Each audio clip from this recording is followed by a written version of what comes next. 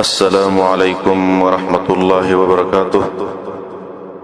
محترمو مسلمانانو، لکه څنګه چې تاسو ته معلومه ده د دین خورېدل د جماعتونو نه کیږي او جماعتونه د مسلمانانو په تعاون سره جوړیږي.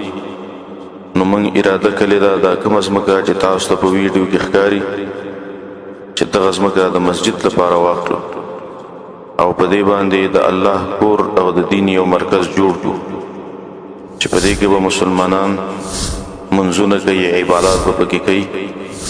په هغه مسلمانان باندې غږ کوم چې الله وس ورکړی دی چې دې کې برخه واخلي.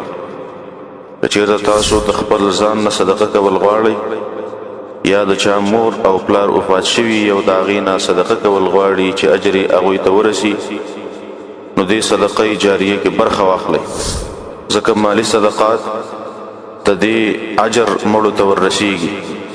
نو که ستاسو مور او پلار یې دغه رنګې ورونه او یا کم خپلوان یې وفات شوي او د هغې نه صدقه کول غواړي، نو تاسې موږ سره په دې کې برخه واخلئ، د دې اجر مړو ته وررسیږي.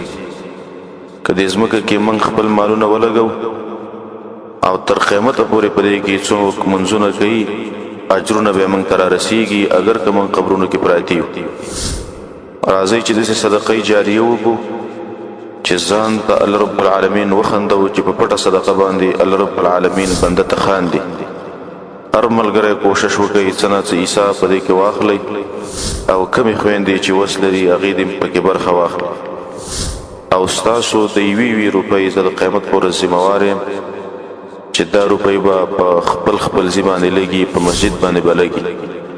او زموږ د اولنی اعلان دی، موږ د اعلاناتو سره کومه علاقه نه لرو، ولیکن د ضرورت په بنیاد باندې دا اعلان موږ تاسو ته در ورسوو.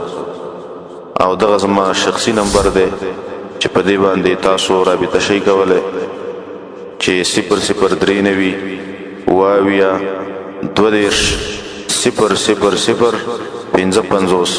په دې باندې تاسو موږ سره رابطه شئ کولی. السلام علیکم ورحمة الله.